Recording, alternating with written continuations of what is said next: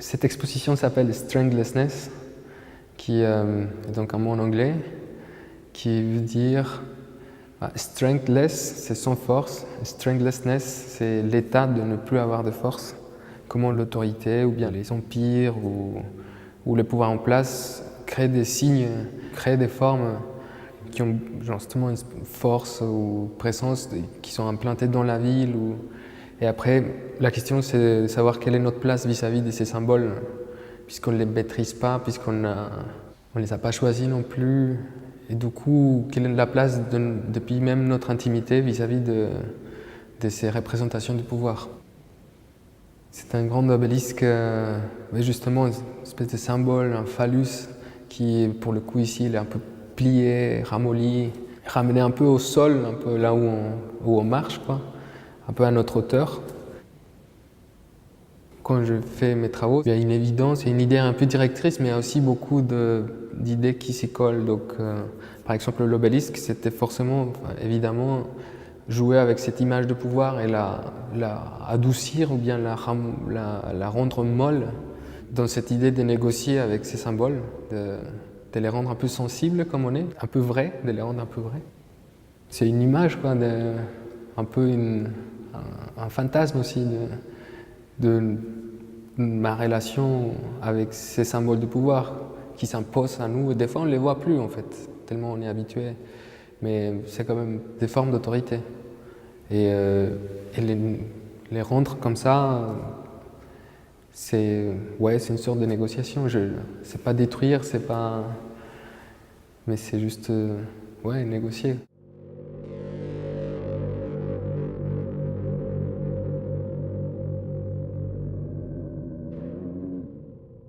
Du coup, j'ai pris pour ce film, c'est un film d'animation, et on a recréé 3 personnages, dont un vient de la cité interdite en Chine, un autre c'est un lion romain, c'est un lion de Médicis qui est à Florence, et un autre s'appelle le lion de Babylone qui est en Irak. On les a construits en 3D et l'idée c'était de les animer comme si c'était des petits chatons qui jouaient avec ces boules.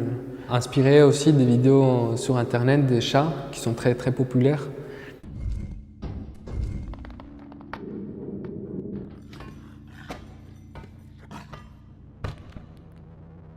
Il y a une série de sphères qui sont un peu essayées avec des mains dessus, un peu des griffes, qui fait référence à une vidéo qui est projetée dans la même salle.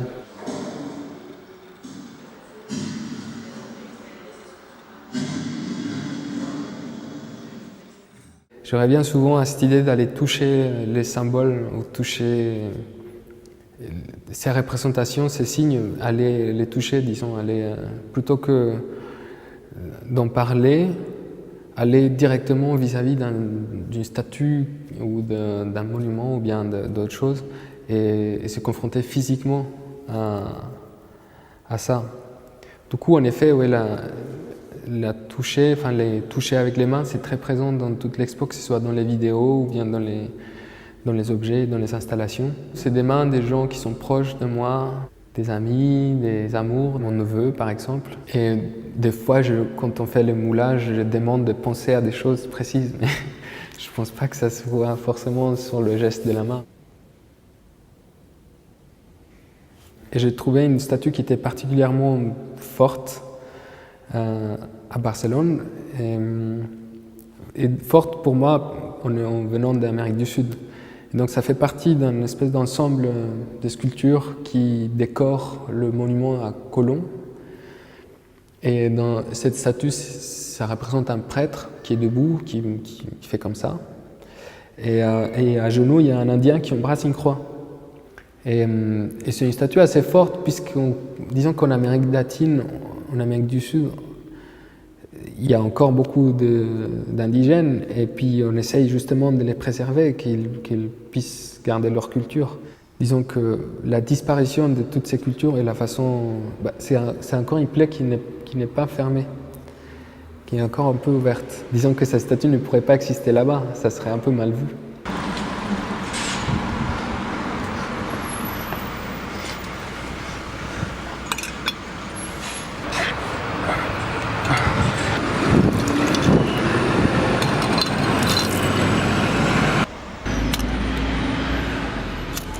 coup, j'allais boire de tequila. Et des fois, j'ai essayé d'allumer la statue avec le tequila. Et le troisième jour, je suis allé finalement avec de l'absinthe, parce que l'absinthe, ça brûlait mieux. Mais c'était plus fort. Et ma contrainte à moi, c'était aussi de faire cette performance, une sorte d'action. C'était moi-même qui filmais.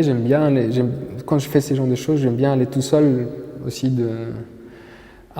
Parce que je suis responsable de moi. Si je tombe, il n'y a que moi. Si je vais en garde à vue, il n'y a que moi. Et deux, parce qu'il y a aussi un côté aussi un peu intime, quoi, une relation un peu forte avec les choses. Et la brûler avec de l'alcool, ça veut dire aussi, ce n'est pas des graves brûlures, puisque ça s'éteint au bout de 10 secondes, au bout de 20 secondes. Du coup, c'est comme beaucoup de gestes, c'est pas vraiment des dégradations.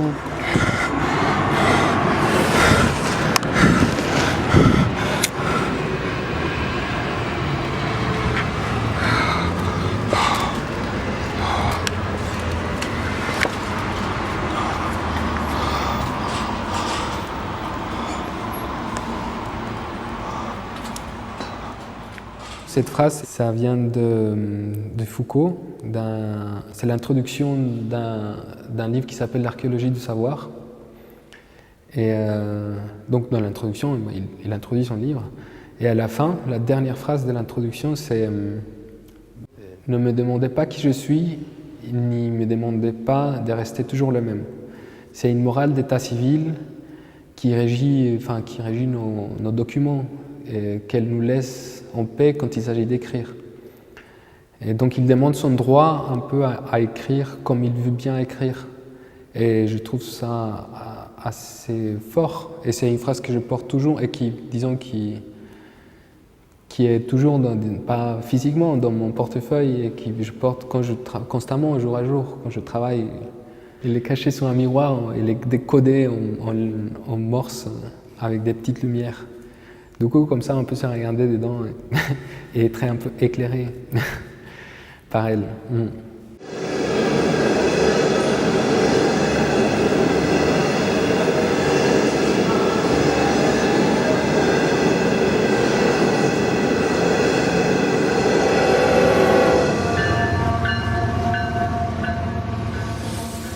C'est un train particulier qui est aussi tout au nord de la Colombie, à la frontière avec le Venezuela, sur une péninsule qui s'appelle le désert de la Guajira. Toute cette zone-là, c'est une réserve indigène auquel les gens, il n'y a que les indigènes qui peuvent accéder à la propriété là-bas. Sauf, je sais pas, 500 km de voies ferrées, ça fait 2-3 mètres, ils sont privés, qui appartiennent à une multinationale anglaise. Et du coup, ces trains, ils transportent du charbon qui vient d'une mine de charbon, qui est la mine de charbon à ciel ouvert la plus grande au monde, qui fait à peu près le diamètre de Paris. Disons que la réalité de cette communauté, la condition dans laquelle ils vivent, c'est très précaire. L'accès à l'énergie, par exemple, ils n'ont pas l'électricité. C'est un peu comme un monument, en fait. C'est un monument mobile. C'est une réalité qui existe là depuis 30 ans. Du coup, les gens, ils ne la voient pas. Ils l'attendent passer quand ils se croisent. Et puis, dans la vidéo, je voulais juste, disons, la force de ça, quoi, de ce train, de ce passage de train. Du coup, voilà, l'attente, ça m'a semblé le plus... ce qui est en plus, ce qui leur arrive aux gens qui habitent là-bas. Juste, tu dois devoir attendre et puis c'est long. Ça ne s'arrête pas, ça passe, ça passe, ça passe.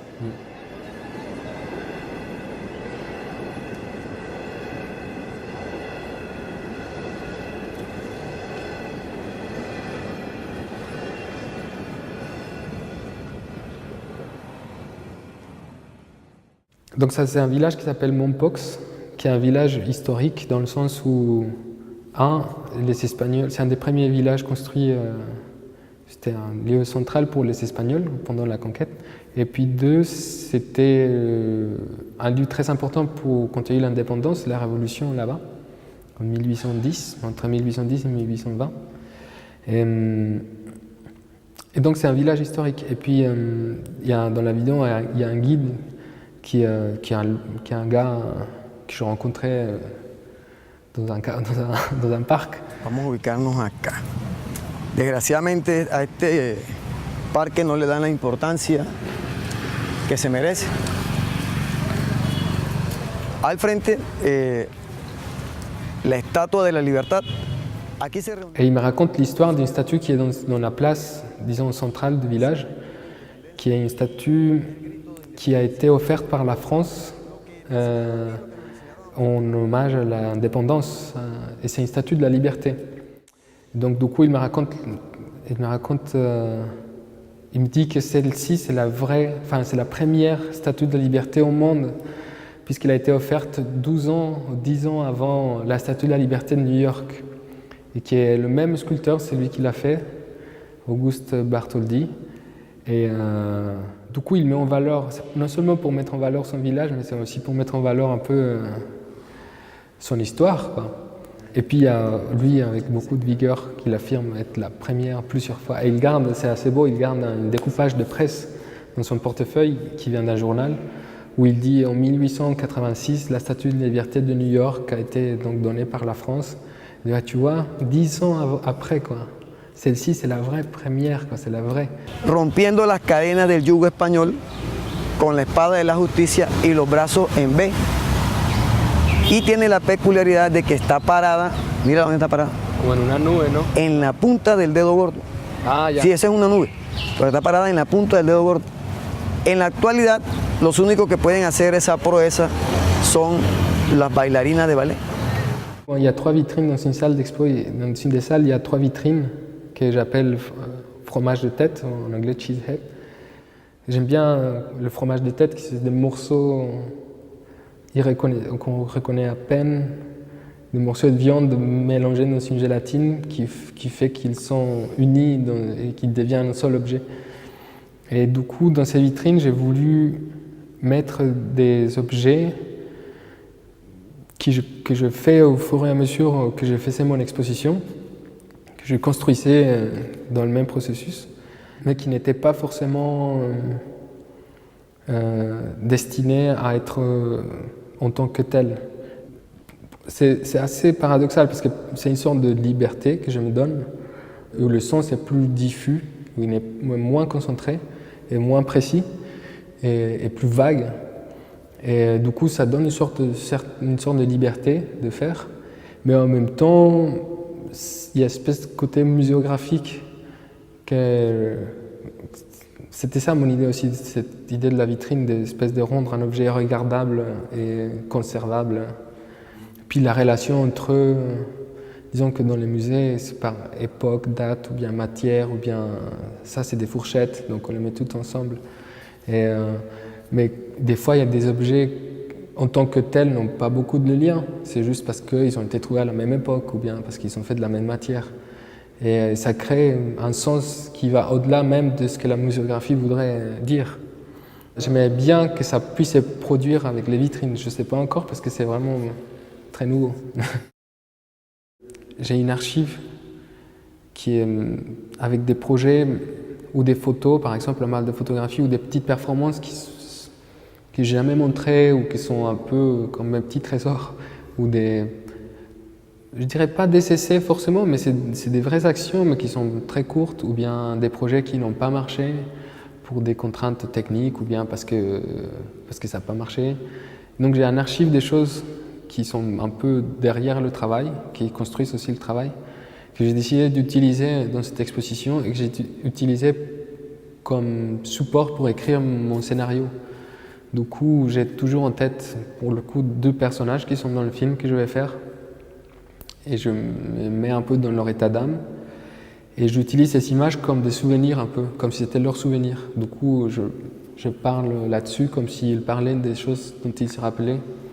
Du coup, c'est pas forcément littéral, disons que les textes, ils décrivent pas ce qu'on voit, mais aussi parce que j'ai pas intérêt à que les personnages décrivent mon travail, mais plutôt que le personnage soit nourri d'un ensemble de choses qui sont vraies aussi, et qui sont des recherches en plus que j'ai fait, quoi. Du coup, c'est des informations précises, sur des voyages, sur des sites archéologiques, sur des idées un peu folles.